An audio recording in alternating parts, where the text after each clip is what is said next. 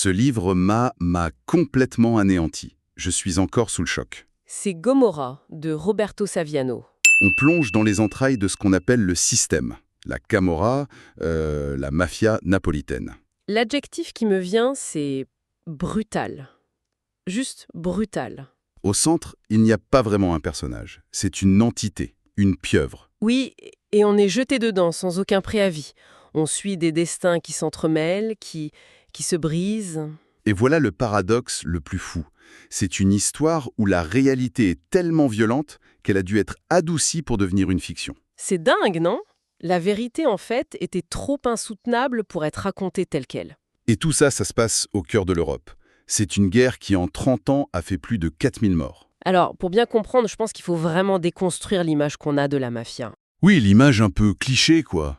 Exactement. Le système, comme il l'appelle, c'est pas juste du trafic de drogue ou de la prostitution. Non, c'est beaucoup plus vaste. C'est une entreprise totale, une vraie multinationale du crime, en fait. Et par certains aspects, elle est à la pointe de l'innovation économique. C'est ça qui est vertigineux. Le livre ne présente pas ça comme un cancer archaïque, mais comme l'avant-garde la plus extrême du capitalisme. Tout à fait. Ils sont dans le BTP, la haute couture, le ramassage des ordures et, le plus terrifiant, le recyclage des déchets toxiques. Ils contrôlent absolument tout. Le port de Naples, par exemple, c'est leur porte d'entrée. Ah oui, Mhm.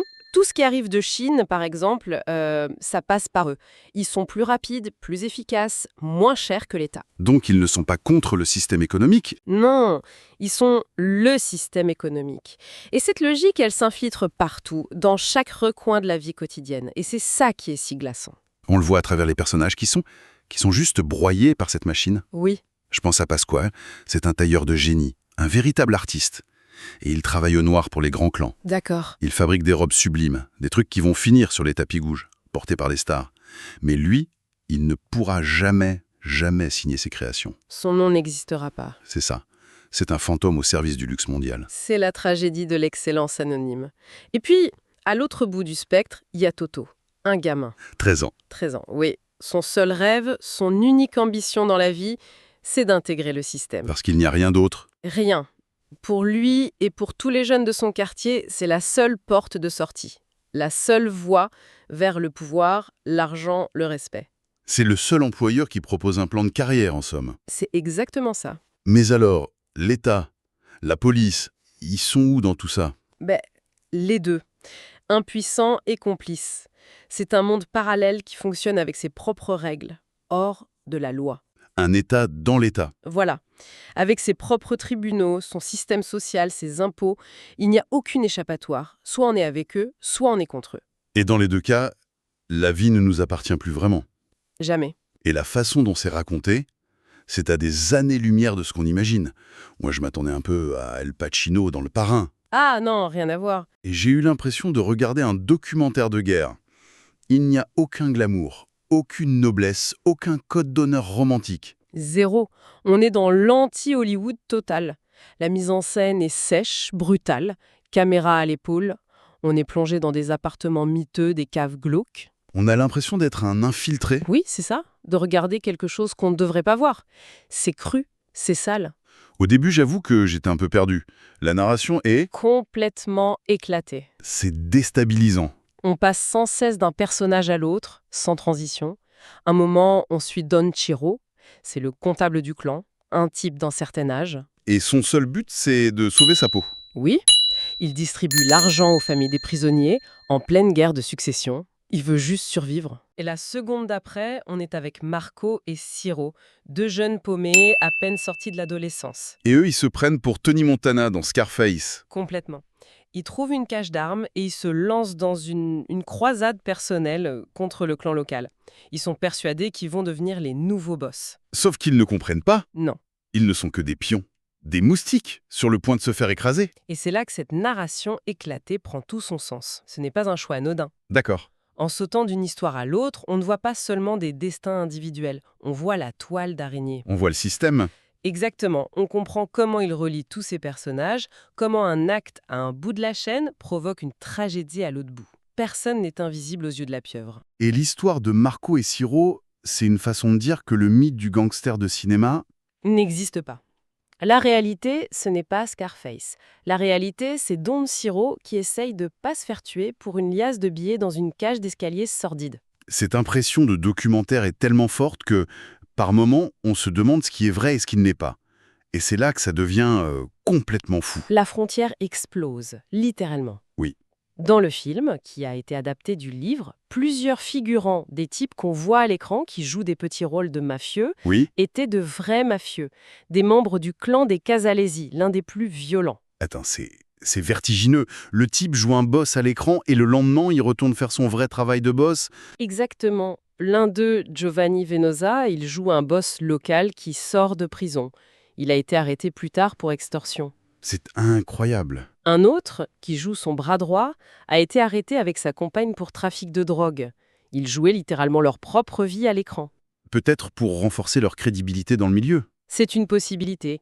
La réalité qui imite l'art, qui imite la réalité, on ne sait plus où on est. C'est dingue. Mais ça va encore plus loin. Les événements les plus terribles du livre et de la série sont inspirés de faits réels. Mais la vérité était souvent encore pire. Oui, L'histoire de la jeune femme Manu, dans la série, c'est l'un des moments les plus insoutenables. et c'est basé sur le meurtre réel de Gelsomina Verde, 22 ans, en 2004.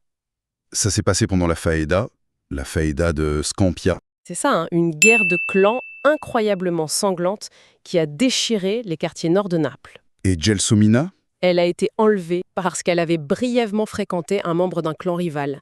Il voulait savoir où il se cachait. Mais elle ne savait rien. Elle ne savait rien, elle a été torturée pendant des heures, puis emmenée dans sa voiture et brûlée vive. On touche à quelque chose d'essentiel là. La fiction, elle a besoin de sens, même tragique. Elle cherche une forme de logique, même dans l'horreur. Oui, tout à fait. Mais la réalité, elle n'en a aucun. C'est juste le chaos et la brutalité pure. C'est exactement ça. Et c'est là qu'on voit le paradoxe. Dans la fiction, les scénaristes ont dû en quelque sorte enjoliver certains détails pour que ce soit supportable. Comment ça, enjoliver? Par exemple, dans la série, le corps de Manu est identifié grâce à une bague que son petit ami lui avait offerte. C'est un détail tragique, mais qui a une charge narrative, presque poétique. Ça donne un sens. Voilà, ça donne un sens à la découverte. Et dans la réalité? Dans la réalité, le corps de Gelsomina Verde était tellement calciné qu'on a pu l'identifier uniquement grâce à une partie de sa jambe qui n'avait pas entièrement brûlé. Mon Dieu. La réalité était plus brutale, plus crue et plus absurde que tout ce que la fiction pouvait s'imaginer. Les auteurs ont dû adoucir la vérité pour qu'on puisse la regarder. La réalité, elle, n'a pas besoin d'être crédible. Mais justement, cette méthode, ce mélange de faits documentés et de scènes reconstituées, ça n'a pas pu plaire à tout le monde. Non, bien sûr que non. On parle d'un auteur qui risque sa vie pour dénoncer ce système. Comment est-ce qu'on peut l'accuser de ne pas aller assez loin? C'est toute l'ambiguïté de Gomorrah et ça a déclenché une controverse immense en Italie. D'accord. Le livre est présenté comme une enquête, un livre vérité, mais de nombreuses voix critiques se sont élevées, notamment celle du sociologue Alessandro Dal Lago. Et qu'est-ce qu'il a dit? Il a parlé d'un héros de papier en désignant Saviano. Un héros de papier, c'est une accusation très forte. Qu'est-ce qu'il lui reprochait concrètement? Il y a plusieurs points. D'abord, il reproche à Saviano d'ignorer presque complètement les liens structurels entre la Camorra et le monde politique. Au niveau local, national? Les deux.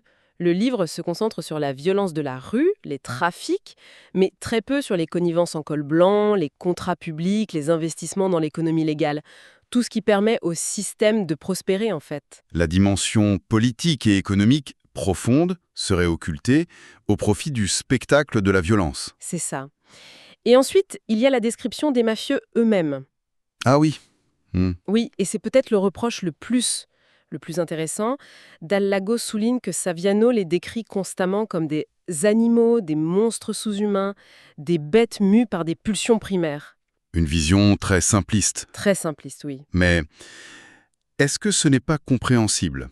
Face au meurtre de Gelsomina Verde, peut-on vraiment exiger d'un auteur qu'il humanise les bourreaux? C'est une excellente question, et c'est tout le cœur du débat. Dal Lago, il ne demande pas de les excuser, il demande de les comprendre. D'accord. Sa thèse, c'est que si on les voit juste comme des monstres inhumains, on rate l'essentiel. Ce sont des hommes produits par un système social, économique et politique. Les voir comme des monstres, c'est presque confortable. C'est ça, ça transforme un problème politique complexe en une simple lutte manichéenne entre le bien et le mal. Et ça nous dédouane de toute responsabilité collective dans la création de ces monstres. Ça obscurcirait la vérité plus que ça ne l'éclairerait. Et il y a aussi ce reproche sur les faits eux-mêmes, non? Oui. Cette histoire d'ouverture, avec les corps congelés qui tombent d'un conteneur. C'est une image inoubliable, mais est-elle vraie? C'est le dernier point de la critique et le plus trouble. Personne n'a jamais pu trouver la moindre trace de cet événement dans les archives judiciaires ou les articles de presse de l'époque. C'est une scène littérairement géniale, Mais probablement fausse. Et le livre est rempli de moments comme celui-ci. Le lecteur ne sait jamais ce qui est un fait documenté et ce qui relève de l'invention romanesque. On est constamment dans cette zone grise. on se retrouve donc avec ça. Un livre-phénomène qui brouille toutes les pistes. Une œuvre qui se présente comme une enquête, mais qui utilise les outils de la fiction. Oui, Une histoire où la réalité est plus folle que la fiction, mais où tout n'est peut-être pas factuel. Une histoire qui, quoi qu'on en pense, a forcé son auteur à vivre sous protection policière à vie. et l'ultime question que ce livre soulève est peut-être la plus terrifiante. Parce que Gomorrah ne décrit pas un problème local, un problème napolitain. Non.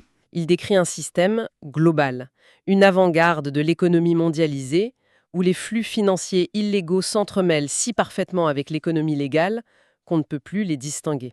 Ce qui nous force à nous demander si ce système est si puissant, si efficace, si intimement lié à notre propre économie, des vêtements qu'on porte aux immeubles ou en vie, quelle part de nos propres vies touche-t-il ici et maintenant, sans même que nous le sachions? Tiens, justement, ça me fait penser, j'ai une bonne nouvelle pour vous qui nous écoutez. Ce livre est disponible sur Audible et vous pouvez le récupérer gratuitement en cliquant sur le premier lien dans la description.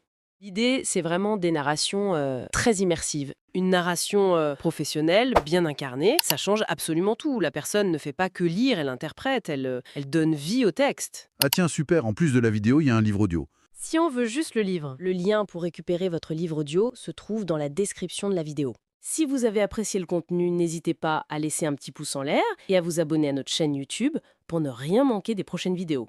Pour ma part, je vous donne rendez-vous très bientôt pour une prochaine vidéo. En attendant, je vous souhaite une excellente fin de journée ou une agréable soirée et à très vite.